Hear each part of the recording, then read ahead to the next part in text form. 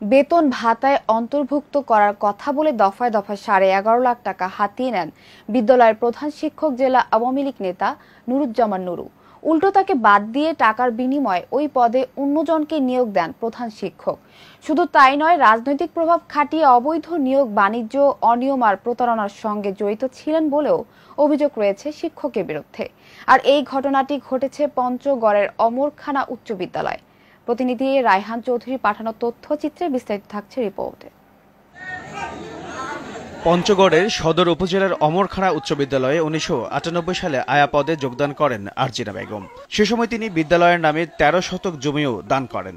তবে 2022 সাল পর্যন্ত দীর্ঘ 24 বছরে তাকে বেতন ভাতায় অন্তর্ভুক্ত করার কথা বলে দফায় দফায় 11.5 লাখ টাকা নেন বিদ্যালয়ের প্রধান শিক্ষক ও অমরখানা ইউনিয়ন পরিষদের চেয়ারম্যান এবং জেলা আওয়ামী লীগের সাবেক স্বাস্থ্য ও জনসংখ্যা বিষয়ক সম্পাদক নুরুজ্জামান নুরু সহ বিদ্যালয় পরিচালনা কমিটি।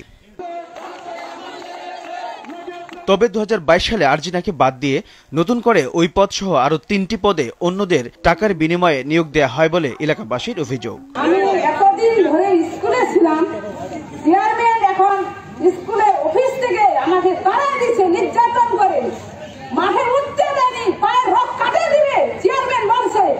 এটা আমি সহ্য করতে পারি না। আবার আমি যদি মাঠে আসি, মাঠ আমি ধুলা উড়াই দিব, তালা আমি ধুলাই দিব। এসব প্রতারণার অভিযোগে মানববন্ধন ও প্রতিবাদ সমাবেশ অনুষ্ঠিত হয়েছে। 17 সেপ্টেম্বর দুপুরে উপজেলার অমরখানা উচ্চ বিদ্যালয় চত্বরে একাডেমিক ভবনের সামনে বৈষম্য বিরোধী ছাত্র আন্দোলন ও সর্বস্তরের জনগণের ব্যানারে এই প্রতিবাদ সমাবেশ ও মানববন্ধন অনুষ্ঠিত হয়। মানববন্ধনে বক্তারা অবিলম্বে আরজিনা বেগমকে বিদ্যালয়ে নতুন করে পুনর্বহালের দাবি জানান।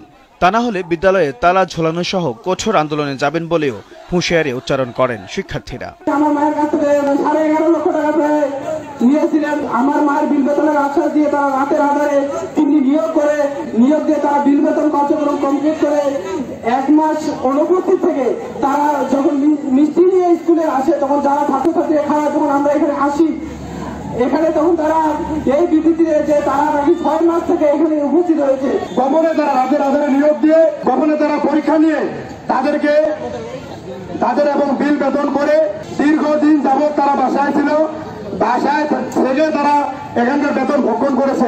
এক অবৈধ কমিটি দ্বারা বাণিজ্য ভিত্তিক নিয়োগকৃত সকলকে অপসারণ করে মেধা ভিত্তিক নিয়োগ দ্রুত বাস্তবায়ন করতে হবে।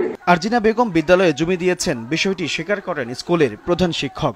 তবে দীর্ঘদিন বেতন না পাওয়ায় সরকারের উপর দায় চাপান তিনি।